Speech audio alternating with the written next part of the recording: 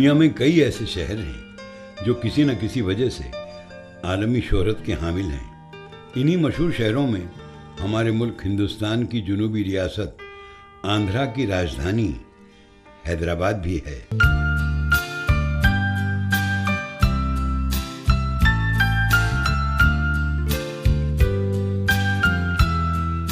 حیدرآباد کی تہذیب جیسے کہ آپ جانتی ہیں کہ پوری دنیا میں اپنی آپ ایک مثال ہے۔ حیدرآباد میں ہندو مسلم میل جول بہت قریب رہے ہیں۔ حیدرآباد میں ایک چیز بڑی خوبصورت یہ ہے ہمارے پاس کہ ہندو مسلمس کو ڈفرینشیٹ کرنا بہت مشکل ہے، کیونکہ زیور ہمارا ایک ہے، کھانا پینا ایک ہے، رہن سہن ایک ہے، ہماری مادری زبان اردو، سب کی ہماری کامن لینگویج ایک ہے۔ یہ شہر اپنی ایک منفرد تاریخی اہمیت رکھتا ہے۔ اس شہر کی بنیاد اردو ادب کے پہلے صاحب دیوان شاعر محمد قلی قطب شاہ نے سن 1518 میں رکھی۔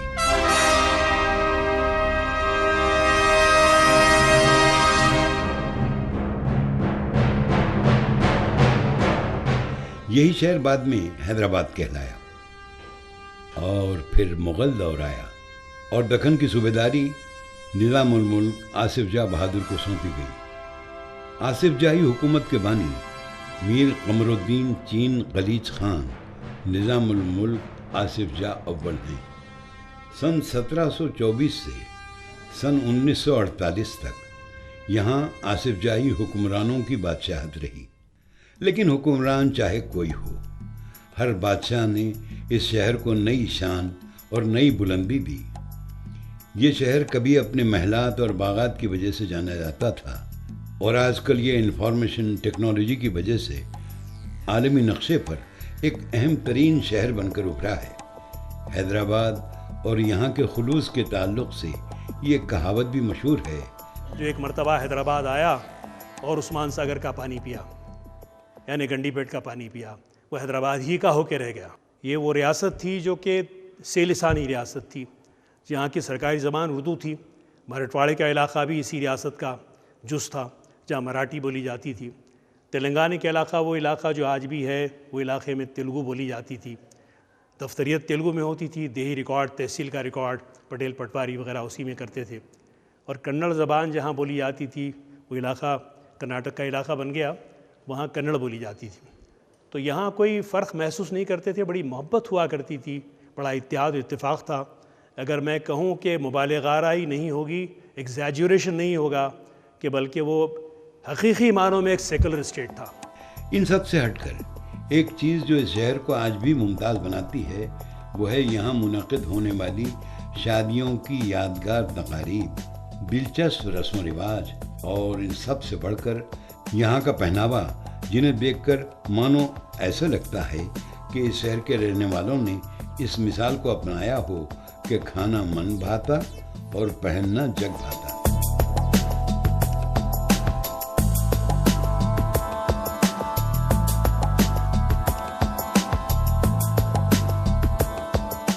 حیدرآباد کا جو پہناوا تھا، کھڑا دوپٹہ یا ساڑی یا یہ چیزیں، اور مرد جو ہے شیروانی پہنتے تھے، اور جو چاہے مسلمان ہیں تو شیروانی پہننے، ہندو ہیں تو دھوتی پہن رہے۔ یہ مخصوص پہناوا تھا کہ اس سے پہچان لیتے تھے کہ ہمارے، لیکن بعد میں یہ پہناوا عام ہو گیا، سب کے لیے ہو گیا۔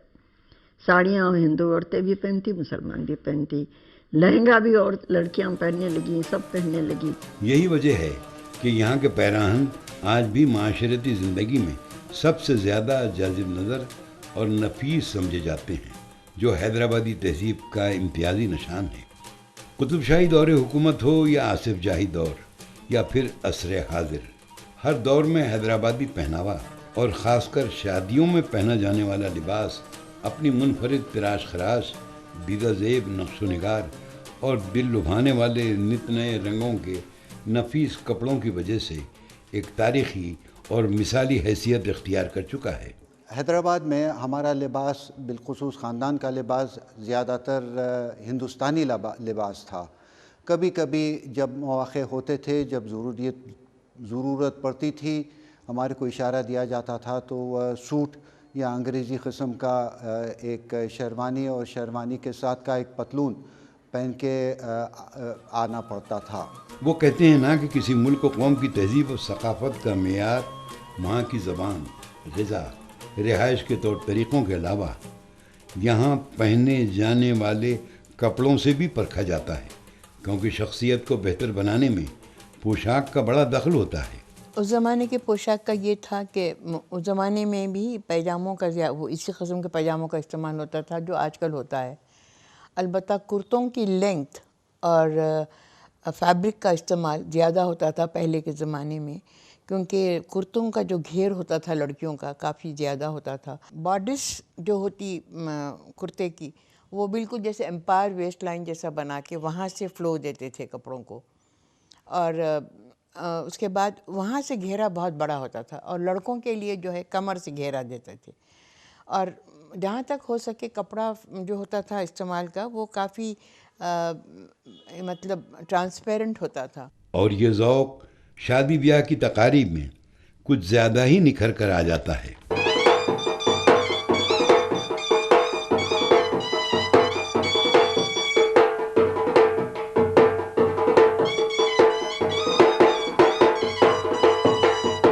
یوں تو ہندوستان ایک ملا جلا کلچر ہے، یہاں کئی ریاستیں اور کئی راج گھرانے ہیں جن کا اپنا ایک پہناوا، اپنی ایک پہچان ہے، لیکن آج بھی حیدرآبادی تہذیب اور یہاں کی تقاریب کو دیکھ کر ایسا محسوس ہوتا ہے جیسے پوشاک اور زیورات کی ایک حسین دنیا وجود میں آ گئی ہو۔ ریکارڈز ملتے ہیں قطب شاہی دور کے پہناوے میں کافی ایرانی انفلوئنس کافی ہے، ڈھیلے ڈھیلے کپڑے اور کافی کام کرا ہوا اس پہ کپڑوں میں وہ، اور پھر آصف جاہی دور کے جو پہناوا ہے اس میں مغل پگڑی یا ٹوپی وغیرہ کا کافی زیادہ استعمال ہوا ہے، اور عورتوں کے کپڑے بھی کافی مطلب مغل انفلوئنس کافی ہے، جس میں انگرکھا یا آپ کے چوہاشا اور حیدرآبادی دوپٹہ جسے کہتے ہیں، حیدرآبادی جوڑا جسے کہتے ہیں، وہ کافی اس میں آ جاتا ہے سب۔ دکن میں قطب شاہی دور کو دکنی کلچر کی ابتدا کا دور کہنا بے جنا ہوگا۔ سلطان محمد قلی نے تاتاری لباس کی بجائے دکنی لباس اپنایا، سر پر سمور کی کلاه کی بجائے دکنی وضع کی پیچدار پگڑی، پوستین اور باناتی قبا کی بجائے ململ کا جامہ، شبنم کا نیما زیبتن کیا کرتے، ہاتھوں میں جڑاؤ کڑے ہوتے۔ قطب شاہی عہد کی تصویروں کو دیکھنے سے معلوم ہوتا ہے کہ عورتیں تنگ پاجامہ، اس پر گھیردار جامہ پہنا کرتی تھیں۔ اس کے بعد جو لباس مسلمان عورتوں میں رائج ہوا وہ بالکل علیحدہ تھا، کسی قدر تنگ پاجامہ، چوڑی کرتی جس کو زرین، طلائی اور نقرئی مسالہ لگایا جاتا تھا، اور کھڑا دوپٹہ۔ مسلمانوں کے ساتھ بعض اعلیٰ خاندانوں کے ہندو گھرانوں میں بھی یہ لباس رائج تھا۔ قطب شاہی دور میں شہزادیوں کا لباس گھیرے دار اور مہین ہوتا تھا، عام طور پر کمخاب، مشجر اور تاشقند کا کپڑا استعمال ہوتا تھا۔ مرد انگرکھا، پگڑی، کمر پٹا اور تنگ پاجامہ استعمال کرتے، گلے میں موتیوں کی مالا اور ہاتھوں میں انگوٹھیاں پہننے کا بھی رواج عام تھا۔ شادی بیاہ کی تقاریب میں قیمتی اور چمکدار کپڑے کے انگرکھے اور حیثیت کے اعتبار سے سر پر پگڑی ہوا کرتی۔ قطب شاہی دور کے کپڑوں کا جیسے میں نے آپ سے کہا، لڑکیوں کے کپڑے امپائر ویسٹ لائن سے گھیر شروع ہو جاتا تھا، اور بالکل مطلب پینچا سے آپ کو ایک بارش بھر اونچا ہوتا تھا کرتا، چاہے خواہ وہ لڑکیوں کا ہو چاہے لڑکوں کا ہو۔ اور مردانی کرتوں میں بھی قطب شاہی دور کے جو تصاویر ہیں اس میں آپ دیکھیں گی کہ بعض تو بالکل زمین کو لگتے ہوئے بھی ہیں مردانی کرتے، اور اس پہ کمر پہ بھی ایک سیش جیسا بندھا ہوا ہوتا تھا مردوں کے، اس میں ڈیگر لگا ہوا یا تلوار لگی ہوئی ہوتی تھی، کیونکہ یہ ساری تصاویر جو بھی ہیں قطب شاہی دور کی وہ بادشاہوں کی ہیں، عام لوگوں کے پوشاک کا کہیں تذکرہ نہیں ہے تصویروں میں۔ محمد قلی قطب شاہ کی نظموں سے پتہ چلتا ہے کہ جلوے کا تخت بڑے اہتمام سے سجایا جاتا، چوکیوں کو چاروں طرف سے موتیوں سے آراستہ کیا جاتا، مشاتائیں دلہن کے ہاتھوں اور پاؤں میں مہندی لگاتی، چوٹی گوند کر مانگ میں موتی بھرتی، دلہن کی پیشانی پر چاند کا ٹیکا لگایا جاتا، گلے میں پھولوں کا ہار ڈالا جاتا۔ اس کے بعد مختلف چھوٹی بڑی رسمیں انجام دی جاتی۔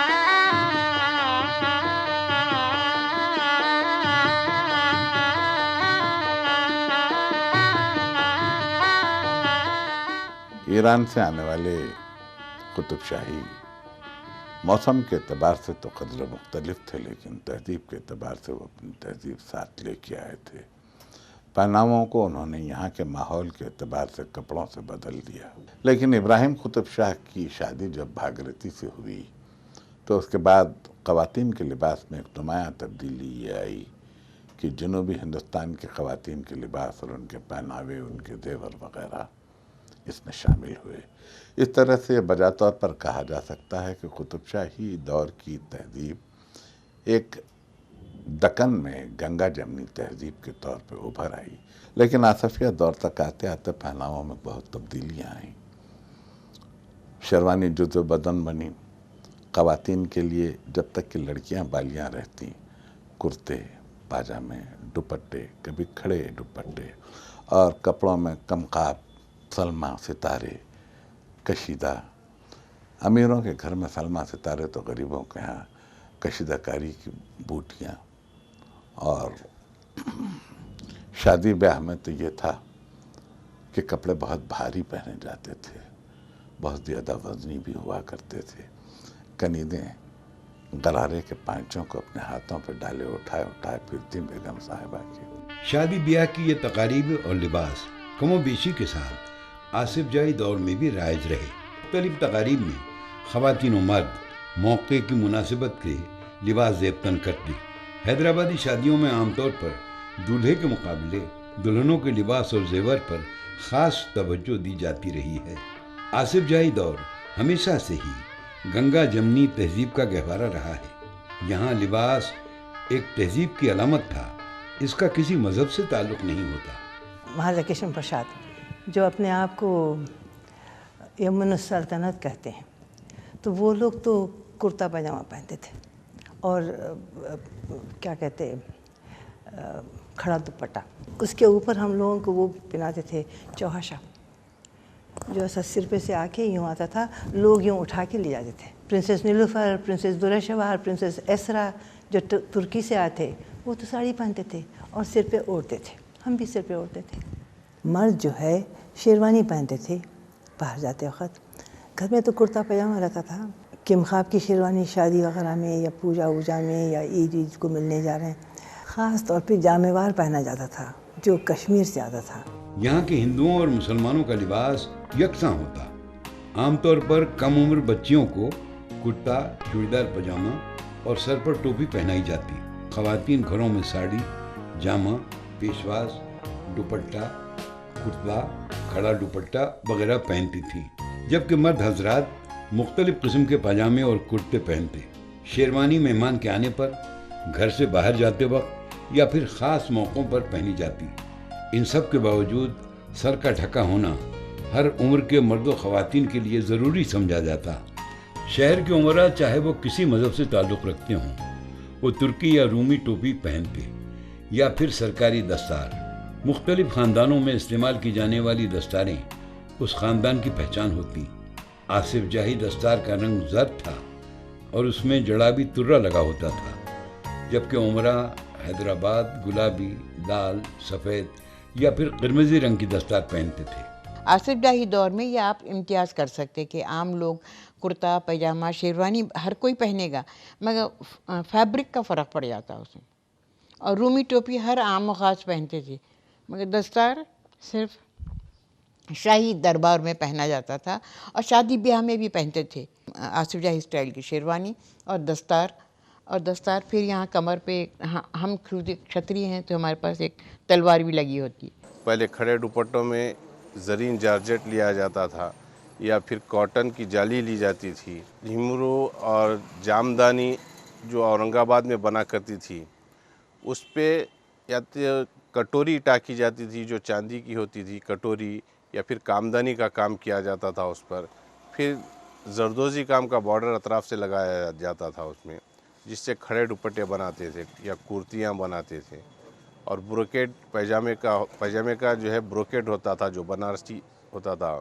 بنارسی کپڑا پہلے چاندی کے زری میں آتا تھا، وہ بھی قیمتی ہوتا تھا، اور جیسے جالی جو ہمرو، جو ہاتھ کے کارگے کی جالی بولتے تھے، ہمرو جالی جو ہاتھ کے تاگے کے ڈیزائن ہوتے تھے اس میں، تو وہ بھی قیمتی ہوتی تھی، اس کے اوپر اور جو ہے کام کیا جاتا تھا، اس سے اور اس کی قیمت اور بڑھ جاتی تھی۔ رئیس گھرانوں میں دوپٹے پر ایک خاص قسم کے نگ اور جواہرات ٹانکے جاتے۔ گوکھرو میں سونے کے تاروں کا کام ہوتا، اس کے علاوہ گوٹا، سلما ستارے بھی ٹانکے جاتے، جس کی وجہ سے وہ بے حد وزنی ہو جاتا تھا۔ پاجاموں کے لیے اطلس، ہمرو، گجرات کے بنے ہوئے کپڑے کے علاوہ شامو، کمخاب استعمال کیا جاتا۔ کپڑا وہی قیمتی مانا جاتا جس میں بھرواں قیمتی مسالہ لگا ہوتا۔ سونے اور چاندی کا زری کا کام، کمر بند، خواتین کے بالوں میں لگائے جانے والے چھاگر، امام زامن پر بھی کیا جاتا۔ اتنا ہی نہیں، عمرہ کے گھرانوں کی خواتین کی جوتیوں پر بھی زری کا کام کیا جاتا تھا۔ ہماری نانی اور دادی ماں دونوں جنے ہیں سو سدا کھڑے دوپٹے پہنتے تھے، آڑا دوپٹہ، کھڑا دوپٹہ پہنتے تھے، اور اس کے بعد ہے سو ہماری والدہ کے زمانے سے ساڑیاں پہننا شروع کر دی۔ جو بہت کم ہے سو کئی تقریبوں میں ہے سو کھڑا دوپٹہ پہن لیتے تھے، ویسا تو نہیں پہنتے تھے۔ ہم لوگوں کے زمانے میں کھڑا دوپٹہ پہنے، شرٹ شلواراں پہن لیے، غرارے پہنے، اور مطلب بھاری کپڑے سادے دنوں میں تو ایسی پہنتے تھے، کہیں شادی یہ ہوئی تو اس میں ہے سو الگ وضع کے کپڑے پہنتے۔ دلہن کو جو جوڑے لے کے آتے تو چوہاشیا لے کے آتے تھے۔ چوہاشیا 6 میٹر کا ہوتا تھا، اس میں ایک آدھا گز کے ہوتا مسالہ خالی ٹاکتے تھے، پلوں پہ بھی ویسے رہتا تھا، دامن پہ بھی ویسے رہتا تھا، اس کے ساتھ سو کرتے کو بھی ویسے لگاتے تھے مسالہ، اور پیجامے کے اوپر بھی مسالہ لگا ہوا رہتا تھا چوہاشیا کے ساتھ۔ چوہاشیا اتنا بھاری ہوتا تھا کہ 2 لوگ اٹھانا پڑتا تھا۔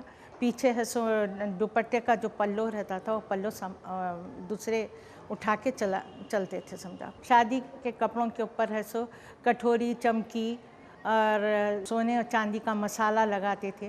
گوٹا بھی دیے تو اسی کا ہی دیتے تھے، سونے چاندی کا، ایسا پلین کچھ بھی نہیں تھا۔ دلہنوں کے پاجاموں کے لیے زیادہ تر کمخاب اور کرتنی چولی کے لیے جامدانی یعنی کشیدہ کیا ہوا کپڑا، اور کامدانی یعنی ریشمی کپڑا جس پر سونے اور چاندی کے تاروں سے نفیس بیل بوٹے کڑے ہوتے استعمال کیا جاتا تھا۔ جرمن ویلویٹ پر بھی یہ کام کیا جاتا تھا۔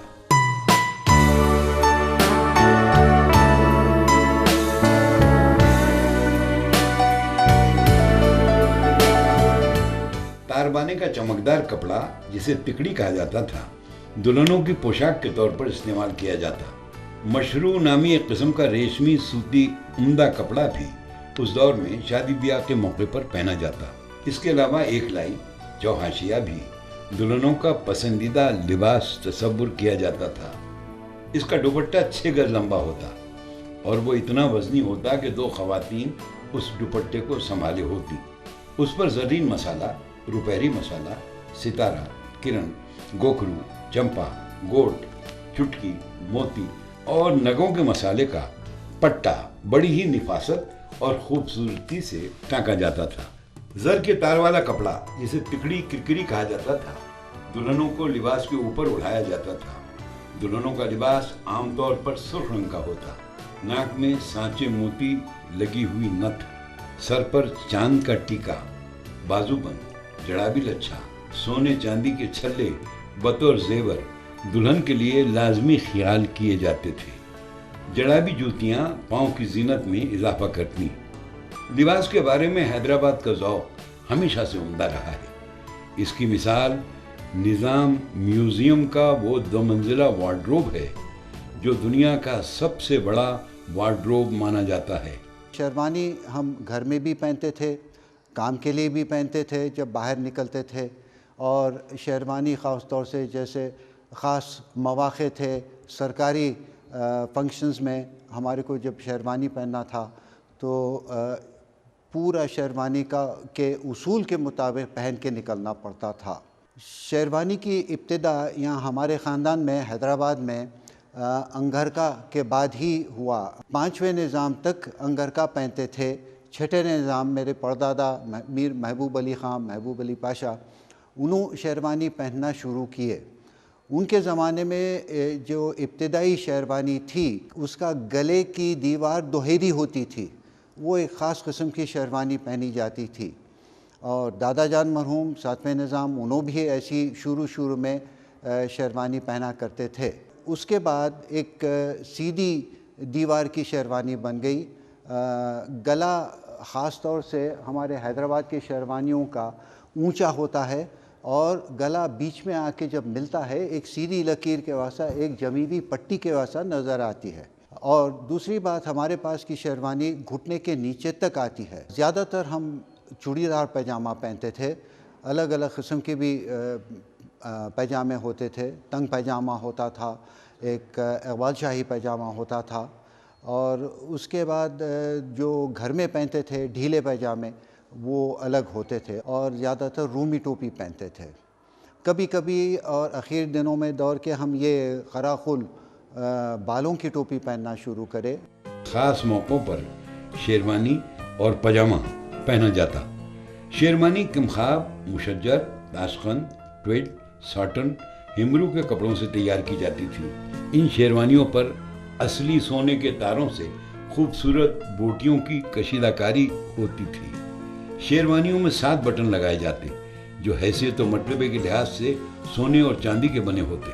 نفیس اور قیمتی سفید کپڑوں کے پاجامے جو ڈھیلے یا چوڑی دار ہوا کرتے شیروانی کے ساتھ پہنے جاتے. حیثیت اور خاندانی رتبے کے لحاظ سے سر پر دستار, پگڑی, ترکی ٹوپی پہنی جاتی.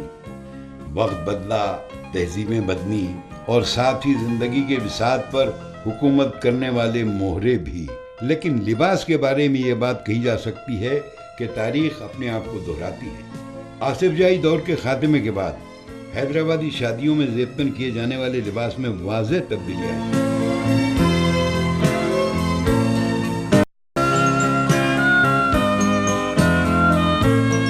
آصف جائی دور میں کھڑے دوپٹے پر سونے چاندی کے تار کا کام ہوتا تھا, لیکن موجودہ دور میں کندن اور نقلی موتی اور سنہرے دھاگے والا مسالہ ٹانکا جا رہا ہے.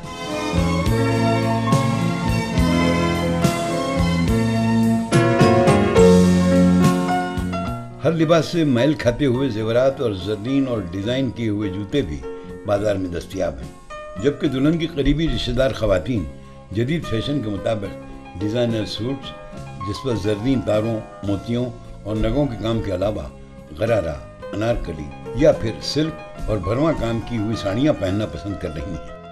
آج کل جو ہم نارملی ڈیز میں پہنتے ہیں کپڑے وہ تو ہم پہنتے ہیں, لیکن جب تقریب ہوتی ہے خاندان میں یا کسی دوسروں کی جگہ پر بھی ہم چاہتے ہیں کہ ٹریڈیشنل سے جڑے ہوئے رہو, کہ جو کپڑے ہمارے پرانے لوگ پہنتے تھے وہی ہم بھی پہنتے ہیں. ہماری ممی خود ہمیں کھڑا دوپٹہ پہناتے ہیں, انگرکھ ہے چاہے غرارے ہو, تو ہاں وہ پہن کر ہم جاتے. ہاں وہ کام نہیں ملتا جو پہلے ملتا تھا, لیکن پھر بھی ہم وہ کام کروا لیتے ہیں کیونکہ سانچہ کام کی بات نہیں آتی.